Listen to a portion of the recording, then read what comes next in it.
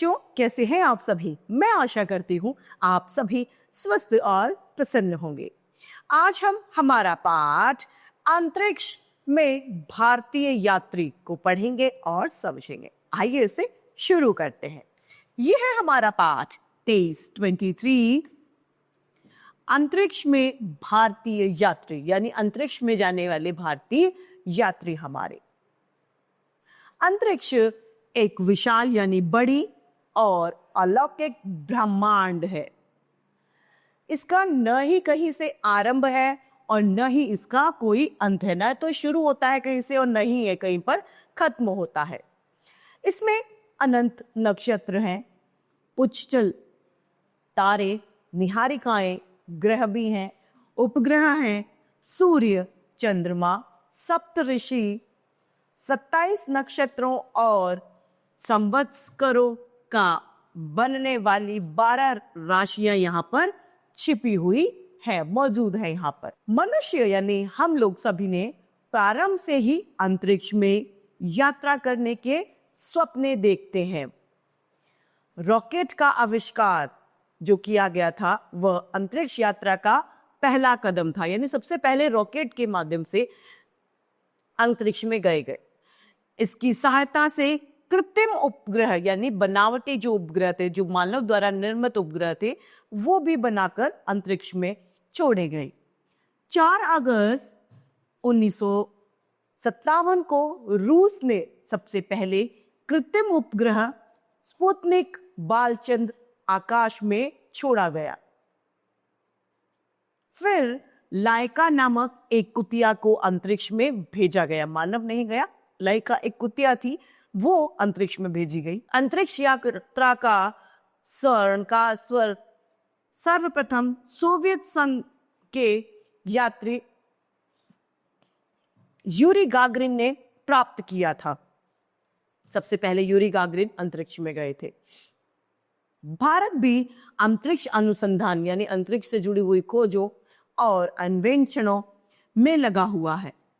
भारतीयों ने भी अंतरिक्ष की रोमांचकारी यात्रा करके देश के गौरव को और बढ़ाया है। इससे भारत को गर्व है, इनसे भारत को गर्व है।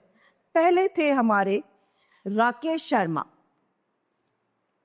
प्रथम भारतीय जाने वाले जो थे, उनके रूप में अंतरिक्ष में पहला कदम रखने वाले भारत के स्क्वाड्रन लीडर श्री राकेश शर्मा जी थे। उनका जन्म 13 जनवरी 1949 को हुआ था और पटियाला में वो जन्मे थे। उन्होंने हैदराबाद में रहकर शिक्षा प्राप्त की और 1966 में उन्होंने अपनी बैचलर डिग्री यानी स्नातक की उपाधि ली। 1970 में उन्होंने भारतीय वायुसेना में कार्यभार ग्रहण किया, यानी वो एक पायलट थे। 3 अप्रैल 1984 के शुभ दिन को भारत के स्क्वाड्रन लीडर श्री राकेश शर्मा ने अंतरिक्ष पर पहला कदम रखा था। अंतरिक्ष पर जाने वाले वो पहले व्यक्ति थे। इससे ही अंतरिक्ष अभियान में एक नया अध्याय यानी एक नया पाठ शुरू हो गया। राकेश शर्मा को अंतरिक्ष में जाने का यह सौभाग्य अंतरिक्ष यान सोयूज T-11 के द्वारा संभव हुआ था। यह यान रूस के अंतरिक्ष स्टेशन बैकोनोर से छोड़ा गया था। राकेश शर्मा के साथ 2 रूसी कॉस्मोनॉट्स भी वहां पर मौजूद थे। अंतरिक्ष यात्रा का प्रयोगशाला से श्री राकेश और रूसी यात्रियों ने अनेक प्रयोग और अनुसंधान भी किए।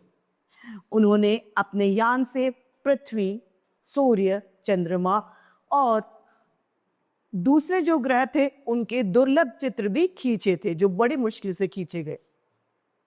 5 अप्रैल 1984 को भारत की तत्कालीन प्रधानमंत्री इंदिरा गांधी ने राकेश शर्मा से थोड़ी बातचीत की थी और उन्होंने इस महत्वपूर्ण बातचीत के लिए बधाई और संदेश भी भेजा था।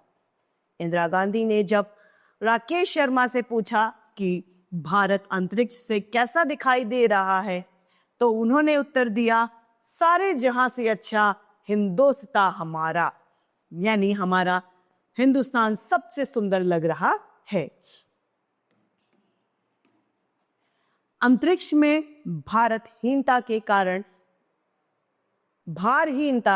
के कारण मानव शरीर और दिमाग पर क्या प्रभाव पड़ता है, इसकी जांच करके श्री राकेश शर्मा ने भारत की प्राकृतिक संपदा के बारे में महत्वपूर्ण जानकारी प्राप्त की।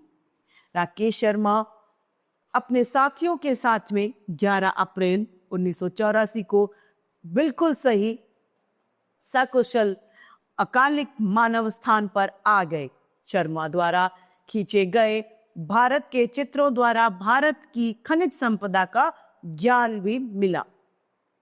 सोवियत संघ ने भारतीय अंतरिक्ष यात्री राकेश शर्मा को सोवियत संघ के सबसे उच्च सम्मान ऑर्डर ऑफ लेनिन से सम्मानित किया और भारत सरकार ने उन्हें अशोक चक्र से भी सम्मानित किया। श्री शर्मा ने अपनी गौरवपूर्ण उपलब्धि से भारत को विश्व में 14वां ऐसा देश बना दिया जिसके नागरिक अंतरिक्ष की यात्रा का गौरव प्राप्त कर चुके हैं। भारत के प्रथम अंतरिक्ष यात्री श्री राकेश शर्मा की और कार्यकुशलता, प्रशंसनीय कर्तव्य निष्ठा और परिश्रम की वजह से है। अब अगली है हमारी कल्पना चावला, जो उन्होंने अंतरिक्ष की यात्रा की।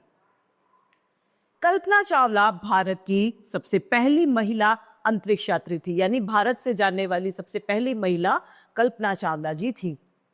इनका जन्म 1 जुलाई 1961 को हरियाणा के करनाल शहर में एक व्यवसायी परिवार में हुआ था। इनके बिजनेस था।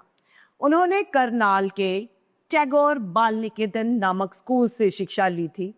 उनके पिताजी चाहते थे कि वो डॉक्टर या फिर शिक्षिका बने, लेकिन कल्पना तो अंतरिक्ष में भ्रमण करने की थी, यानी कल्पना चावला शुरू से ही अंतरिक्ष में घूमने की सोचा करती थी।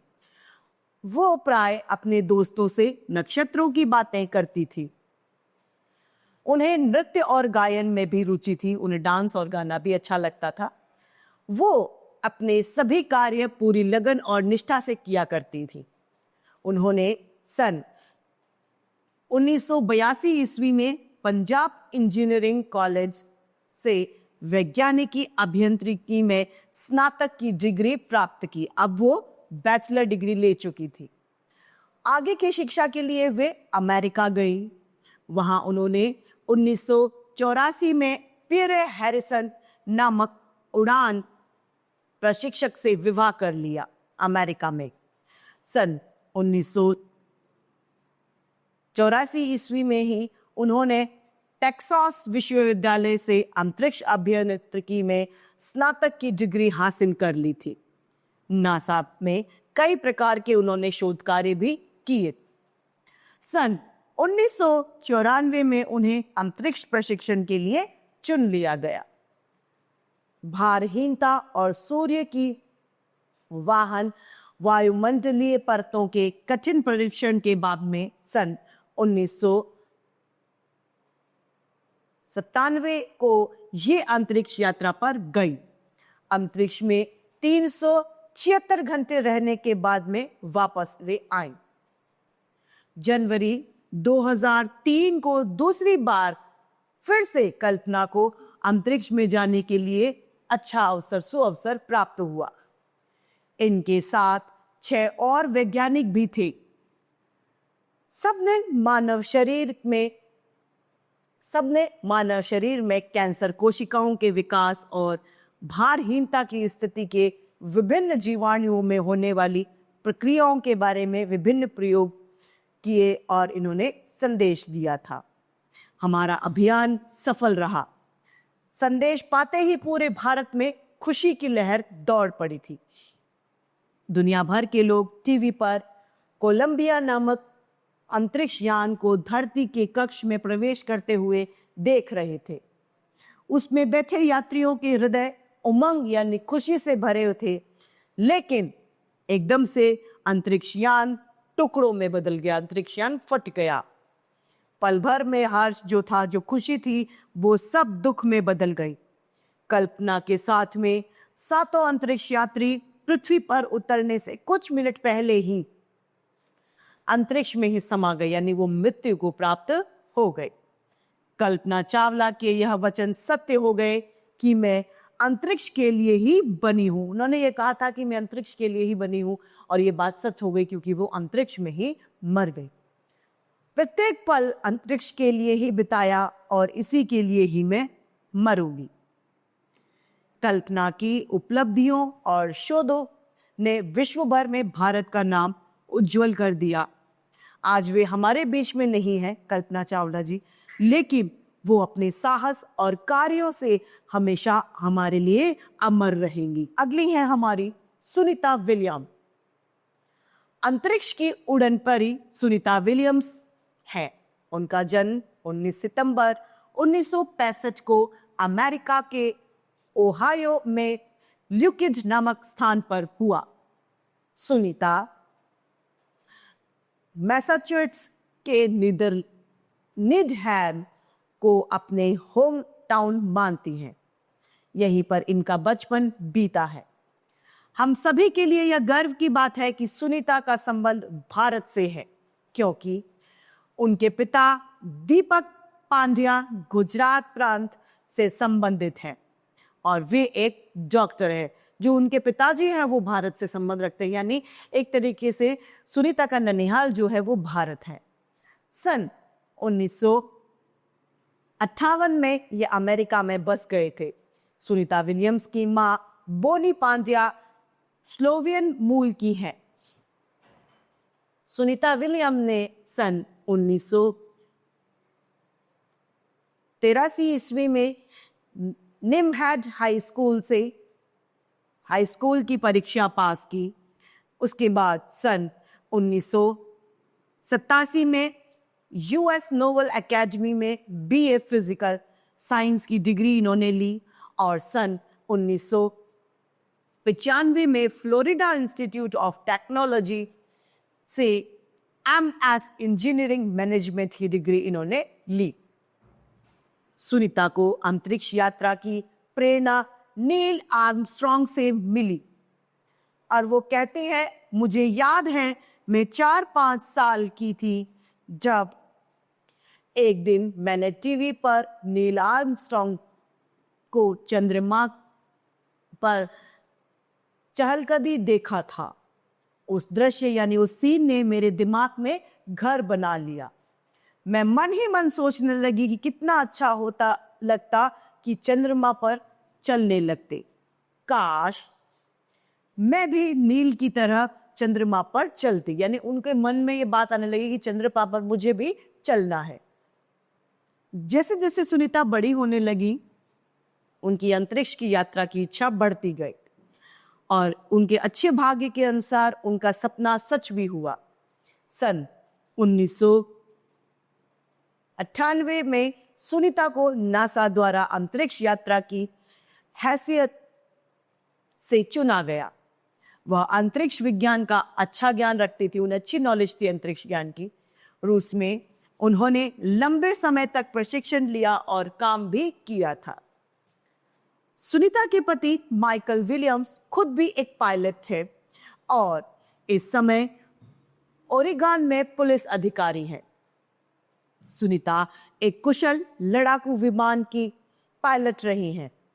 उन्होंने 30 प्रकार के विभिन्न विमानों पर 2700 से ज्यादा घंटे की उड़ान भरी है, यानी वो खुद एक बहुत कुशल पायलट थी। करीब 6 महीने तक अंतरिक्ष में रहकर सुनीता ने अनेक रिकॉर्ड बनाए हैं। उन्होंने सबसे ज्यादा समय तक अंतरिक्ष में रहने वाली महिला का भी रिकॉर्ड बनाया है।